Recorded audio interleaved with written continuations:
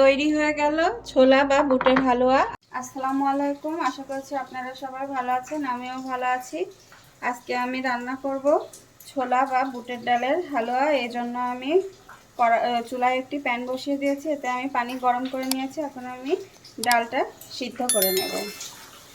এখানে আছে 500 গ্রাম ছোলার ডাল। ডালটা আমি আগে থেকে 2 ঘন্টা ভিজিয়ে রেখেছিলাম, এখন কয়েকবার ধুয়ে সিদ্ধ করে নেব।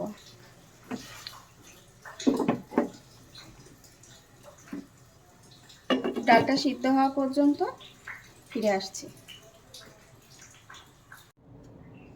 ডালটা সিদ্ধ করার পরে আমি সুন্দর করে ডালটা বেটে নিয়েছি।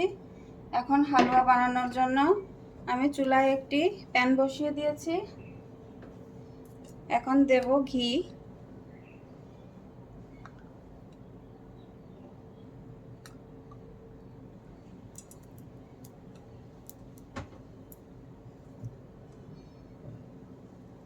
ঘিটা একটু গরম হয়ে গেলে এর মধ্যে দিয়ে দেব 4টি দারচিনি, 5টা এলাচ আর 3টা তেজপাতা।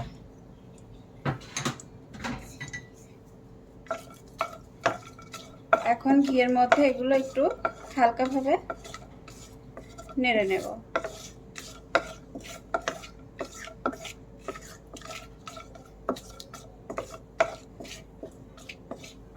ঘিয়ের মধ্যে ভাজাতে এর থেকে সুন্দর একটা স্মেল বের হচ্ছে। এখন দিয়ে দেব বেটে রাখা ডাল।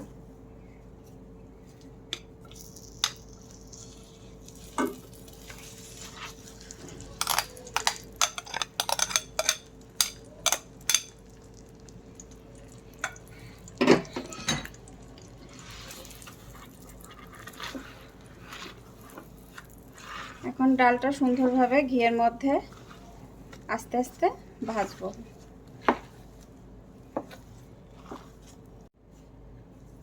হালুয়াটা ঘিয়ের মধ্যে আমি খুব ভালোভাবে 15-20 মিনিট নেড়ে নিয়েছি।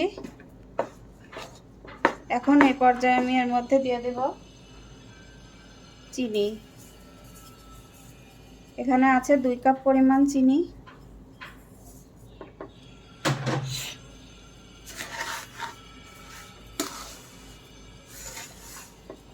যে যেভাবে মিষ্টি খান সেভাবে চিনিটা দেবেন। চিনি দিয়ে আমি বেশ কিছুক্ষণ হালুয়াটা নাড়বো। চিনি দিলে হালুয়া থেকে একটু পানি ছাড়বে।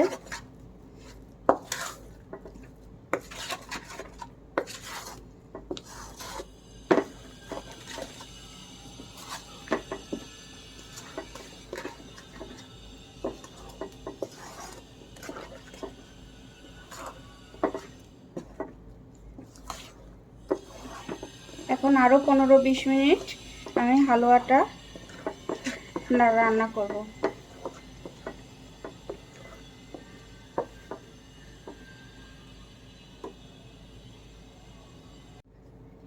দেখুন, চিনি দেওয়ার পরে 15-20 মিনিট রান্না করার পরে হালুয়াটা অনেকটাই হয়ে এসছে।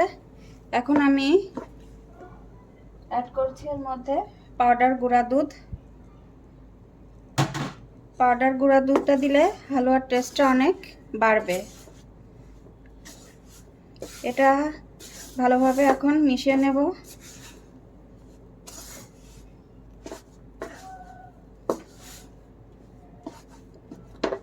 আর দিয়ে দেব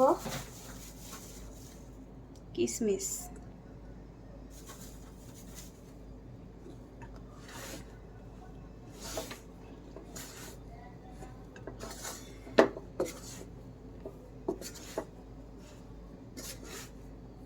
আবার কিছুক্ষণ এভাবে নাড়বো, নেড়ে নেড়ে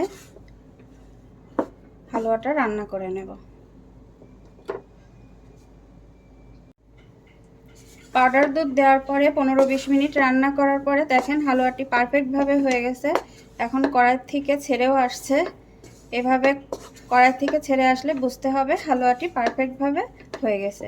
তো এই হালুয়া রান্নাটি সম্পূর্ণ করতে আমার লেগেছে 500 গ্রাম চিনি, 100 গ্রাম গুঁড়া দুধ, 200 গ্রাম ঘি আর পরিমাণ মতো গরম মশলা আর কিশমিশ। তো এখন হালুয়াটি পরিবেশনের জন্য আমি একটা প্লেটে বেড়ে নেব। তৈরি হয়ে গেল ছোলা বা বুটের হালুয়া। আমার রান্নাটি যদি আপনাদের ভালো লেগে থাকে তাহলে অবশ্যই কমেন্টের মাধ্যমে জানাবেন আর আমার চ্যানেলটি লাইক এবং সাবস্ক্রাইব করতে ভুলবেন না। আল্লাহ হাফেজ।